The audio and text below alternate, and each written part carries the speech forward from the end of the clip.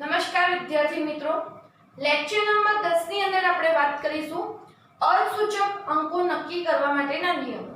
અગાઉ આપણે lecture number 9 ની અંદર અર્થસૂચક અંકો નક્કી કરવા માટેના 3 નિયમોની વાત કરી ગયા છીએ અને હવે એના પછીના નિયમો જોઈશું તેમજ આગળના નિયમોનું જે રિવિઝન હતું થોડું એ પણ આની અંદર લઈ લઈશું અને આપણે આગળ બી એનું મહત્વ શું હતું, પ્રાયોગિક રીતે જ્યારે માપનમાં અનિશ્ચિતતા હશે તો ત્યારે ગણતરી કરેલા મૂલ્યોમાંથી કેટલા અર્થસૂચક હશે, કેટલા સાર્થક અંકો હતા તે નક્કી કરવા માટે આ નિયમોની આપણને જરૂરિયાત હતી। તો આપણે જો વાત કરીએ તે નિયમોની, એની અંદર ફરીથી એક એક નિયમની સ્ટાર્ટ કરીએ કે પહેલો નિયમ કીધો તો કે શૂન્ય સિવાયના બધા અંકોને આપણે અર્થસૂચક ગણતા હતા।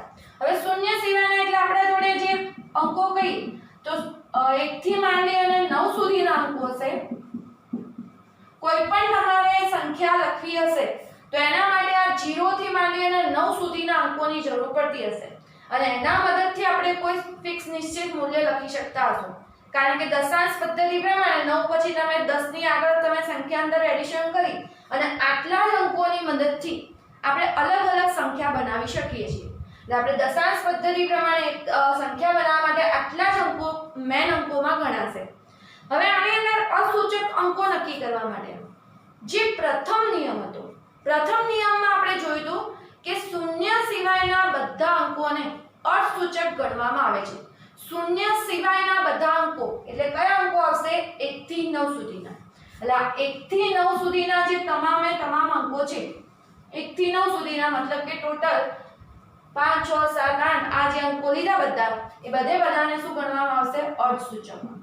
એટલે આ કોઈ પણ સંખ્યામાં તમારે લખેલા હોય 1 થી 9 વાળા કોઈ પણ અંક આવે તો તેને અર્થસૂચક સંખ્યાની ગણતરીમાં લખવાનો, એટલે કે અર્થસૂચક અંક તમારે ગણાશે। હવે તો પ્રશ્ન રહેશે શૂન્યનો। શૂન્યને ક્યારે અર્થસૂચક ગણવો, ક્યારે સાર્થક અંક તરીકે ગણતરીમાં લેવો, ક્યારે અર્થસૂચક અંક તરીકે ગણતરીમાં ન લેવો, એટલે એના માટેના નિયમો આપણે ખાસ અહીંયા ધ્યાનમાં લેવા પડશે। એટલે અહીંયા ખાસ 1 થી 9 વાળા અંકો તો ગમે તે જગ્યાએ આવેલા હોય, દશાંશ સ્થાનની આગળ હોય, પાછળ હોય, વચ્ચે હશે, કોઈ પણ જગ્યાએ આ 1 થી 9 વચ્ચે વાળો અંક હશે તેને આપણે અર્થસૂચક અંકની ગણતરીમાં લઈશું। પણ પ્રશ્ન આવશે શૂન્ય માટે। તો આપણે શૂન્ય માટે કહીએ તો શૂન્યને આપણે ટોટલ 3 રીતે ડિવાઈડ કરીશું। 3 રીતે શૂન્યના આપણે ડિવાઈડ કરીએ છીએ। એની અંદર એક શૂન્ય લઈએ તે અંકોની વચ્ચે આવતા શૂન્ય, અંકોની વચ્ચે આવતા જે શૂન્ય હશે તે હંમેશા કેવા હશે? અર્થસૂચક। એટલે અંકોની વચ્ચે આવતા શૂન્ય એ હંમેશા કેવા હોય? અર્થસૂચક। કઈ રીતે વાત કરીએ, ઉદાહરણ થોડું સમજી લઈએ કે અંકોની વચ્ચે આવતા શૂન્ય, દાખલા તરીકે આપણને આપેલું હોય 2005, આ 2005 કીધું તો અહીંયા જે 2 0 આયા, આ 2 0 કોની વચ્ચે આયા? 2 અંકોની વચ્ચે આયેલા છે અને 2 અંકોની વચ્ચે આયેલા તો આવા 2 0 ને કેવા ગણાશે? અર્થસૂચક ગણાશે। તો દાખલા તરીકે આમાં પૂછે અર્થસૂચક અંકોની સંખ્યા કેટલી? તો 4 આવશે। દાખલા તરીકે 308 મૂલ્ય હોય, 308 મતલબ કે અહીંયા 0 આયેલો છે, 0 આયેલો મતલબ અર્થસૂચક અંક નક્કી કરો એવો તમને પ્રશ્ન પૂછાયો છે। તો અર્થસૂચક અંક નક્કી કરો તો 3 ને અર્થસૂચક કહેવામાં આવશે, કારણ અંકો કોઈ પણ હતા એ અર્થસૂચક હતા। 0 માટે પ્રશ્ન પણ 0 અહીંયા કયો આવેલો છે? 2 અંકોની વચ્ચે, તો 2 અંકોની વચ્ચે આવતો 0 હશે તે અર્થસૂચક ગણાય। એટલે આ 0 બી અર્થસૂચક અને 8 એ પણ અંક છે તો 308 માં અર્થસૂચક અંકની સંખ્યા કેવી હોય તો કેટલી કહેવાશે? 3। એટલે પહેલું તો 0 માટે। શૂન્ય માટે અંકોની વચ્ચે આવતા શૂન્ય હશે એ હંમેશા કેવા? અર્થસૂચક હશે। એટલે અર્થસૂચક અંકોની જે ગણતરી કરવાની હોય એવી વખતે આવા શૂન્યને અંદર ધ્યાનમાં લેવાના। આના માટે અંગ્રેજીમાં કહેવાય છે ટ્રેપ્ડ ઝીરો, મતલબ કે વચ્ચે ફસાયેલા ઝીરો, એમ કે બંને અંકોની વચ્ચે આવેલો ટ્રેપ્ડ ઝીરો તરીકે ઓળખાય। એટલે આવા જે ઝીરો હશે એ હંમેશા કેવા કહેવાશે? અર્થસૂચક। બીજા નંબરે આવશે, બીજા નંબરે વાત કરીએ તો લીડિંગ ઝીરો, ઇંગ્લિશમાં ખાસ એના માટે કહેવાશે લીડિંગ ઝીરો। લીડિંગ ઝીરો મતલબ કે અંક શરૂઆતના ઝીરો, શરૂઆતના શૂન્ય કે શરૂઆતના ઝીરો, લીડિંગ ઝીરો। શરૂઆતમાં આવતા 0 જે પણ હશે તે ક્યારેય અર્થસૂચક ગણાશે નહીં. જેવી રીતે અંકોની વચ્ચે આવતા શૂન્ય અર્થસૂચક ગણાતા હતા, એવી રીતે શરૂઆતમાં આવતા જે 0 હશે એ ક્યારેય પણ અર્થસૂચક ગણાતા નથી. આ પણ આપણે કાલના નિયમમાં જોઈ લીધું હતું, પણ હાલ બધું રિવિઝનમાં થોડું જોઈ લઈએ. તો લીડિંગ 0 કહીએ શરૂઆતના શૂન્ય. તો શરૂઆતના શૂન્ય છે ક્યારેય અર્થસૂચક અંક હશે નહીં. એટલે શરૂઆતના 0 જે હશે તેને ક્યારેય અર્થસૂચક અંકની ગણતરીમાં લેવાના નહીં. દાખલા તરીકે વાત કરીએ 0.004 આવી વેલ્યુ હોય, 0.004 વેલ્યુ હશે, તો હવે આની અંદર અર્થસૂચક અંકોની સંખ્યા કેટલી આવો પ્રશ્ન હોય તો અહીંયા જે આ 3 0 છે, આ 0 કેવા છે? શરૂઆતના 0 છે. અને શરૂઆતના 0 હશે તો શરૂઆતના 0 જે હશે ક્યારે અર્થસૂચક હોતા નથી. મતલબ કે આ 0 પણ અર્થસૂચક નહીં, આ 0 પણ અર્થસૂચક નહીં, આ પણ નહીં. ફક્ત એક અંક તમારે જે 4 હતો તે અર્થસૂચક ગણાય. એટલે 4 તમારા અર્થસૂચક ગણાય એટલે આની અંદર અર્થસૂચક અંકોની સંખ્યા કેવી હોય તો કેટલી કહેવાશે? 1 કહેવાશે. એટલે અહીંયા શરૂઆતના 0 ક્યારે લીડિંગ 0 જેને કહીએ શરૂઆતમાં આવતા 0 હશે ક્યારે પણ અર્થસૂચકની ગણતરીમાં લેવામાં આવતા નથી. અને છેલ્લા નંબરે કહેવાની વાત આવશે અંતમાં આવતા 0, ટેલિંગ 0 જેને કહેવાય. અંતમાં એટલે કે છેડા ઉપર આવતા શૂન્ય. એટલે અંતમાં આવતા શૂન્ય ટૂંકમાં આપણે 3 રીતના શૂન્યની વાત થઈ ગઈ. એક શરૂઆતમાં હોય, અંતમાં હોય, પછીની વાત રહેશે અંકોની વચ્ચે આવતા હોય 0. એટલે અહીંયા જે પ્રશ્ન હતો એ શૂન્ય માટે હતો, 1 થી 9 માટે તો કોઈ પ્રશ્ન જ નહોતો. આ બંને નિયમ આપણે ગઈકાલે જોઈ ગયેલા. આપણે આજે નવો નિયમ જે જોવાનો બાકી હતો તે આજે બાકી હતો. હવે વાત કરીએ અંતમાં આવતા શૂન્ય. અંતમાં આવતા શૂન્ય મતલબ કે એની અંદર હવે બે ભાગ પડશે. અંતમાં આવતા શૂન્યની અંદર મતલબ કે છેડા પરના શૂન્ય. બીજા શબ્દોમાં કેવું હોય તો છેડા પરના શૂન્ય. હવે અંતમાં આવતા શૂન્ય હશે એની અંદર બે ભાગ પડી જશે. એક હશે કે દશાંશ સ્થાન હોય તો, અને એક હશે દશાંશ સ્થાન ન હોય.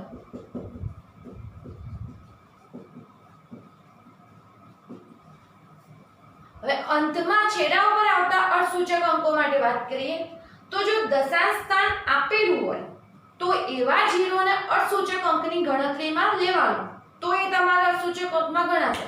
પણ જો દશાંશ સ્થાન ન આપેલું હોય, દશાંશ સ્થાન નથી આપેલું, તો એ 0 છેડા પર આવતા જે 0 હતા એ અર્થસૂચક અંકની ગણતરીમાં લેવામાં નથી આવતું.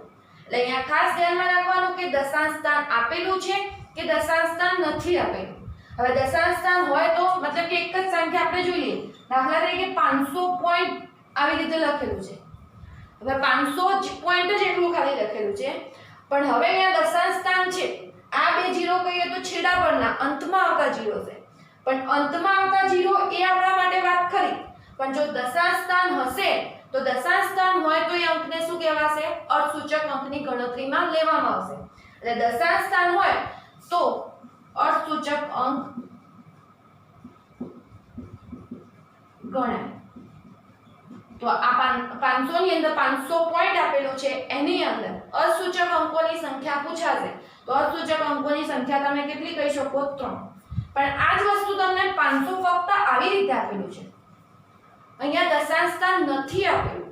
દશાંશ સ્થાન નથી આપેલું પણ આ બંને 0 ને કેવા કહેવાશે? છેડા પરના શૂન્ય કહેવાશે.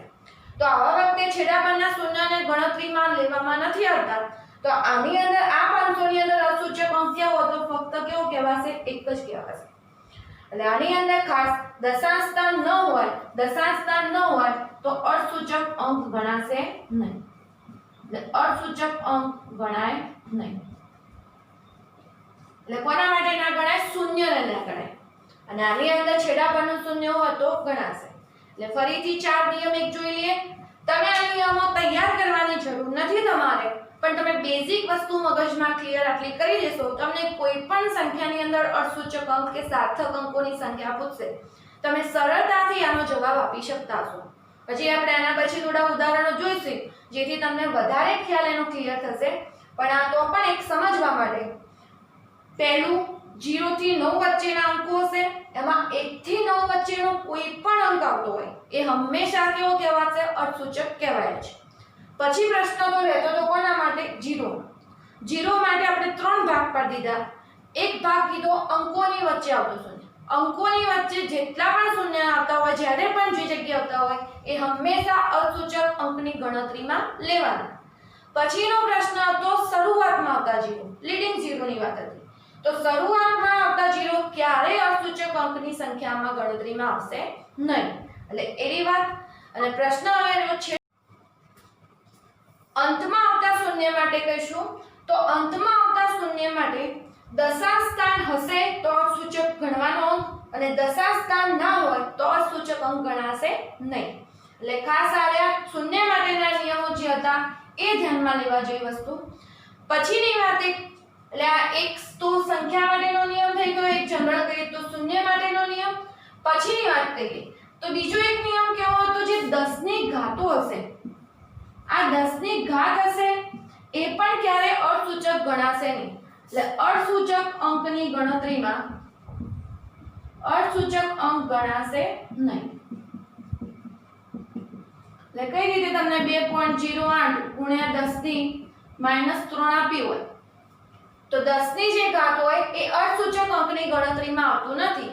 2.08 ગુણ્યા 10 ની -3 આ રીતનું તમને આપેલું હોય તો આની અંદર અર્થસૂચક અંક ફક્ત આ 3 જ ગણાશે. આને અર્થસૂચક અંક ગણવામાં આવતું નથી. એટલે 10 ની ઘાત હશે એ પણ અર્થસૂચક અંકમાં નથી આવતું. અને બીજું કે જેના નિશ્ચિત મૂલ્ય હશે, દાખલા તરીકે પાઈની કિંમત કહીએ, વર્ગખંડમાં વિદ્યાર્થીની સંખ્યા કહીએ, આવા કોઈ ડઝન કે એવા બધા જે આપણા જોડે વેલ્યુ હતા, કોડીનું મૂલ્ય એ બધા મૂલ્ય, તો જેના નિશ્ચિત મૂલ્ય હશે તેના અર્થસૂચક અંક અનંત ગણવામાં આવતા હોય છે. એટલે આવી ખાસ ધ્યાનમાં લેવા જેવું. નિશ્ચિત મૂલ્ય હોય, સનાતન આપણે સત્ય કહેવાય, તો નિશ્ચિત મૂલ્ય જે અંકનું હશે તેમાં અર્થસૂચક અંક કેવા ગણવામાં આવતા હતા? અનંત ગણવામાં આવતા હતા. એટલે આટલા ખાસ વસ્તુને ધ્યાનમાં રાખી અને આપણે અર્થસૂચક અંકો નક્કી કરી શકીએ છીએ. એટલે અર્થસૂચક અંકો માટેના જે નિયમો હતા એને આપણે શોર્ટમાં રિવિઝન રૂપે પણ લઈ લીધું અને આજના નવા નિયમો પણ તેની અંદર સમાવિષ્ટ કરી લીધા. તો વિદ્યાર્થી મિત્રો, પહેલા આટલી વસ્તુ તમે નોંધ કરી લેશો.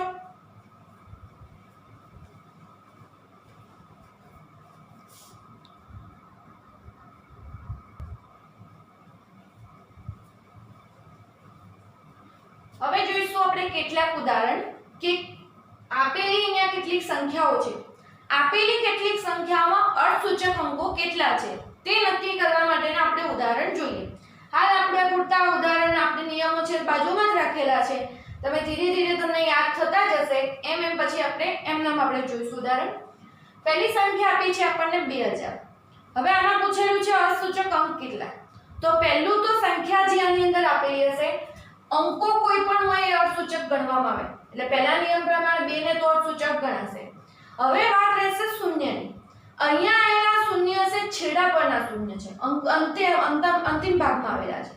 છેડા પરના શૂન્ય તો એના માટે નિયમ કયો લાગુ પડશે? અંતમાં આવતા શૂન્ય માટે દશાંશ સ્થાન હોય તો અર્થસૂચક ગણવાનું, પણ દશાંશ સ્થાન ન હોય તો અર્થસૂચક ગણાશે નહીં. તો અહીંયા દશાંશ સ્થાન આપેલું નથી, તો આ છેલ્લે આપેલા ત્રણેય 0 માંથી એક પણ 0 ને અર્થસૂચક અંક ગણાશે નહીં. તો આ જે 2000 સંખ્યા આપેલી છે એમાં અર્થસૂચક અંક કેવો હતો? કેટલો કહેવાશે? ફક્ત એક જ. પછીની સંખ્યા જુઓ 0.0120001. હવે આની અંદર પ્રશ્ન થાય અર્થસૂચક અંકો કેટલા? તમે નિયમ સમજેલા હશો તો આવી કોઈ પણ સંખ્યાના અર્થસૂચક અંકો નક્કી કરીશું. હવે જો આ સંખ્યા, હવે એની અંદર આવેલા કોઈ પણ અંક હશે એ તો અર્થસૂચક હશે જ. એટલે 1 2 8 તો એ તો અર્થસૂચક ખરી. પ્રશ્ન રહે શૂન્ય માટેનો. હવે આ જે શરૂઆતના બે 0 છે, શરૂઆતના બે 0 ને કીધા હતા આપણે લીડિંગ 0. શરૂઆતના 0 ક્યારે પણ અર્થસૂચક હોય નહીં. તો આ બંને 0 હશે અર્થસૂચક ગણાશે નહીં. પણ આ બે 0 કહીએ એ કેવા છે? અંકોની વચ્ચે આવતા 0. અને અંકોની વચ્ચે આવતા 0 હશે એ કેવા કહેવાશે? અર્થસૂચક કહેવાય. તો આ બંને શૂન્ય અર્થસૂચક નથી. ના આવવા પાછળનું કારણ શરૂઆતના 0. પણ આ બંને 0 ને આપણે અર્થસૂચક કીધા એનો પાછળનું કારણ અંકોની વચ્ચે આવતા હતા. તો ટોટલ આમાં અર્થસૂચક અંકો કેવા તો 1 2 3 4 ને 5. ખાસ સમજશો તો બિલકુલ સહેલો પ્રશ્ન છે, થોડી જ વસ્તુને ખાલી ધ્યાનમાં રાખવાની છે આની અંદર.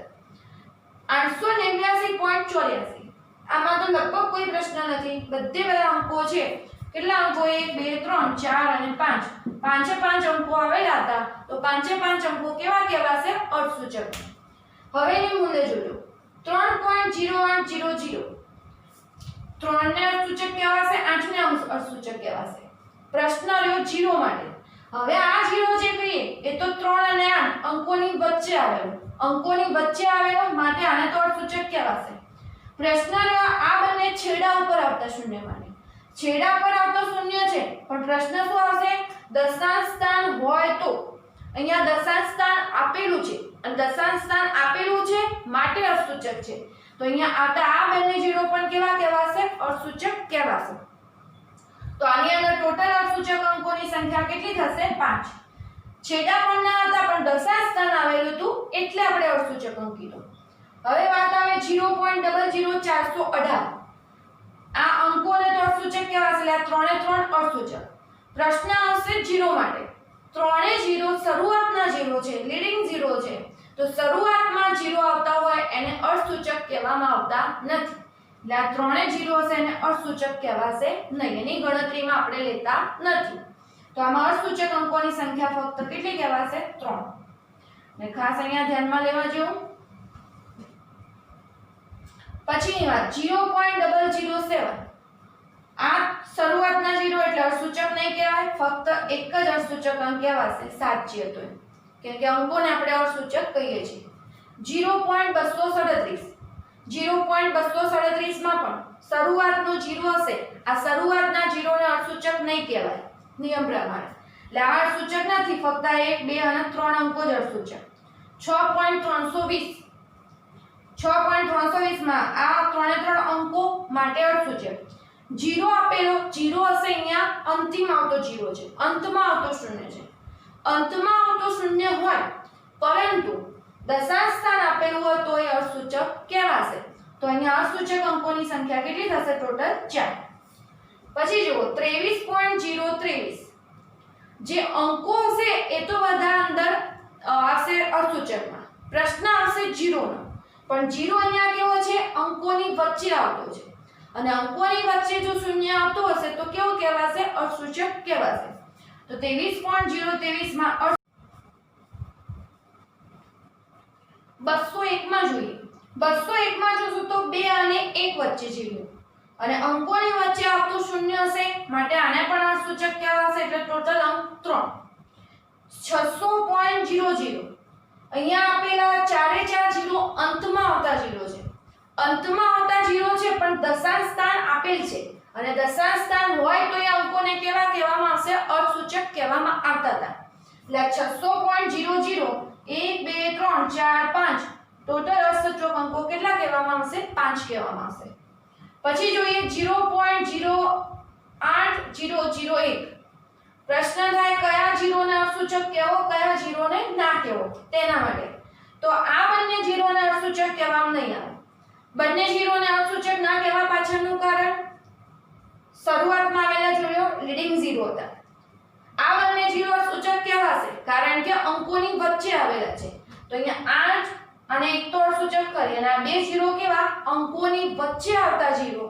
અંકોની વચ્ચે આવતા 0 માટે એને અર્થસૂચક ગણાશે. એટલે આની અંદર અર્થસૂચક અંકોની સંખ્યા 4. પછી આપેલી રકમ 2.5 ગુણ્યા 10 ની -7. 10 ની ઘાતને આપણે અર્થસૂચક ગણતા નથી. 10 ની ઘાતને અર્થસૂચક ગણતા નથી, તો આમાં અર્થસૂચક અંક ફક્ત કેટલા થશે? 2 થશે. તો ખાસ આ ઉદાહરણ પણ જે આપેલા છે લખી લેવા. ઉદાહરણને નિયમ સહિત સમજવાનો પ્રયત્ન કરજો. હજી આપણે એના પછી હવે જોઈએ બીજા કેટલાક ઉદાહરણ, જેથી તમને આખો ટોપિક ક્લિયર થઈ જાય.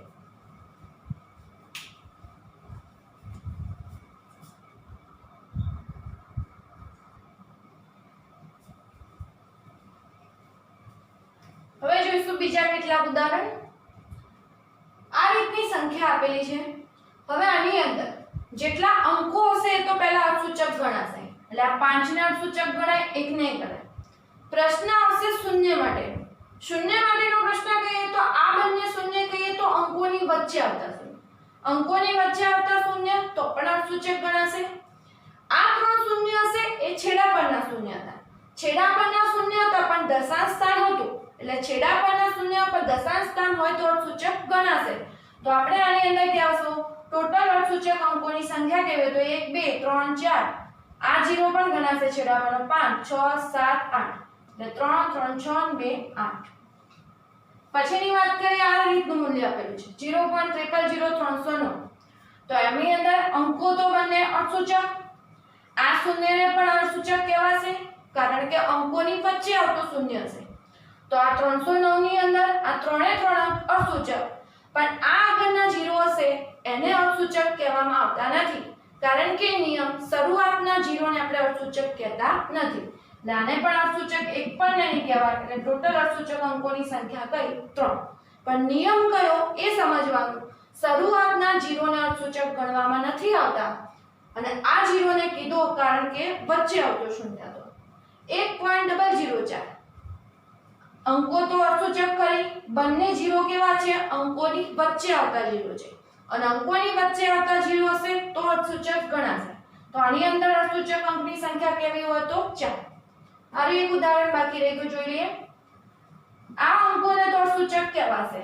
0 4 જે આપેલા છે છેડા પર આવેલા છે, છેડા પર 0 આવેલા હોય પણ દશાંશ સ્થાન હાજર હોય તો એને અર્થસૂચક કહેવાનું. તો આ ચારે ચાર 0 ને કેવા કહેવાશે અર્થસૂચક. ચારે ચાર 0 ને અર્થસૂચક કહેવાશે એના પાછળનું કારણ કે અહીંયા શું આવેલું છે દશાંશ ચિહ્ન. તો ટોટલ સંખ્યા 1 2 3 4 5 6 ને 7. હવે જોઈએ આવી સંખ્યા 0.00400030. હવે આની અંદર આ શરૂઆતના 0 ને અર્થસૂચક કહેવામાં નહીં આવે કારણ કે લીડિંગ 0 ને આપણે અર્થસૂચક કહેતા નથી. અંકો અર્થસૂચક કહેવાશે. આ બંને 0 ને પણ અર્થસૂચક કહેવાશે કારણ અંકોની વચ્ચે આવેલા છે. છેલ્લો અંતિમ 0 હશે એને અર્થસૂચક કહેવો કે ના. ફરીથી શરૂઆતના 3 0 અર્થસૂચક નહીં કહેવાય, 2 0 અંકોની વચ્ચે આવેલા એટલે અર્થસૂચક કહેવાશે. છેલ્લો 0 જે હશે એને અર્થસૂચક કહેવો કે ના કહેવો એ નક્કી થશે આપણે દશાંશ સ્થાન ઉપર. એટલે દશાંશ સ્થાન આપેલું છે એટલે અર્થસૂચક કહેવાશે. એટલે આની અંદર અર્થસૂચકની સંખ્યા 1 2 3 4 અને 5. સંખ્યા આપેલી છે આપણને આ રીતની 78001. અહીંયા અલ્પવિરામ છે, દશાંશ ચિહ્ન નથી એટલે આ ચિહ્ન અહીંયા ખાસ અલ્પવિરામનું, આ પણ અલ્પવિરામનું. હવે આની અંદર આ ત્રણ અંકો હશે એને અર્થસૂચક કહેવાશે. આ બંને શૂન્ય હશે એને પણ અર્થસૂચક કહેવાશે કારણ કે અંકોની વચ્ચે આવેલા છે. પણ આ છેલ્લે 3 આવેલા 0 ને અર્થસૂચક કહેવામાં આવતા નથી. ના કહેવા પાછળનું કારણ અહીંયા દશાંશ ચિહ્ન આપણને આપેલું નથી. એટલે આમાં અર્થસૂચક અંકોની સંખ્યા હોય તો 1 2 3 4 અને 5. આ ત્રણને આપણે 3 0 છેલ્લે આપેલા એને નથી ગણતા કારણ કે દશાંશ ચિહ્ન નથી. 5000 આની અંદર બી અર્થસૂચક અંક ફક્ત કેટલો કહેવાશે 1. અંતિમ આવતા 0 જો દશાંશ સ્થાન ન હોય તો આપણે એને અંતિમ આવતા શૂન્યને પણ અર્થસૂચકની ગણતરીમાં નથી લેતા. 0.000305 આ શરૂઆતના 0 ને તો અર્થસૂચક કહેવામાં નહીં આવે, લીડિંગ 0 ને. 305 3 અને 5 તો અંકો એટલે અર્થસૂચક. 0 કેવો તો અંકોની વચ્ચે આવતો હતો. અંકોની વચ્ચે આવતા હોય એ શૂન્યને આપણે શું કહેતા હતા અર્થસૂચક કહેતા હતા. તો આની અંદર અર્થસૂચક અંકોની સંખ્યા કેટલી થશે 3 ટોટલ. પછીની સંખ્યા જોઈએ 10.830. હવે આની અંદર જેટલા પણ અંકો છે એટલા તો અર્થસૂચક ખરી. પ્રશ્ન આવશે શૂન્ય માટેનો. તો અહીંયાના જે શૂન્ય છે અંતમાં આવતા, એક તો આ તો કહીએ તો અંકોની વચ્ચે 1 અને 8 ની વચ્ચે, આ 0 કહીએ તો 3 અને 1 ની વચ્ચે એટલે અર્થસૂચક કહેવાશે.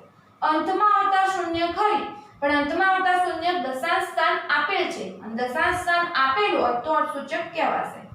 તો ટોટલ 1 2 3 4 5 6 7 8 આ 8 અંકો અર્થસૂચકની ગણતરીમાં આવશે. તો વિદ્યાર્થી મિત્રો નિયમો સમજી અને ખાસ લખવાનું રાખશો તો બિલકુલ સરળ ટોપિક છે. હવે એના પછી અહીંયા કેટલા મૂલ્ય આપેલા છે એના તમે અર્થસૂચક અંકો કેટલા હશે નિયમની મદદથી તમે જાતે લખવાનો પ્રયત્ન કરશો અને જાતે લખીને હવે એના નેક્સ્ટ લેક્ચરમાં આપણે એનું સોલ્યુશન પણ તમને સમજાવીશું. તો તમને કેટલી સમજ પડી છે એ આધારિત આના જવાબ તમે જાતે ચોપડામાં લખશો. તો આજે જણાવેલા જે નિયમો છે, જેટલા એક્ઝામ્પલ છે, એ વ્યવસ્થિત સમજી અને ચોપડાની અંદર દરેક વિદ્યાર્થી લખવાના રહેશે. આ માહિતી હજી તમારે અસૂચક અંકોના સરવાળા બાદબાકી જે કરવાના છે એની અંદર પણ મદદરૂપ થશે. અને નિયમોને આપણે બિલકુલ શોર્ટમાં યાદ રહે રીતે સમજાયેલા છે. એક્ઝામની અંદર નિયમો તમારે લખવાના પૂછાવાના નથી. નીટની કે એવી કોઈ પણ એક્ઝામ હશે, જે કોમન JEE ની એક્ઝામ કહીએ, તો એની અંદર ફક્ત આ રીતે અર્થસૂચક અંકોની સંખ્યા કેટલી એ ટાઈપનો પ્રશ્ન હોય અને અલગ અલગ ઓપ્શન આપેલા હોય. તો એવા વખતે તમે કોઈ નિયમ જાણતા હો તો કોઈ પણ સંખ્યા આપેલી હોય તમે એને પ્રશ્નને એટેન્ડ કરી શકો. તો ખાસ સમજવા જેવો, યાદ રાખવા જેવો પ્રશ્ન. સમજેલા હશો નિયમને તો યાદ પણ રાખવાની જરૂર નથી રહેતી. ઓટોમેટિક સંખ્યા જોઈ અને પ્રેક્ટિસથી આ મુદ્દો યાદ રહે એ ટાઈપનો છે. Thank you.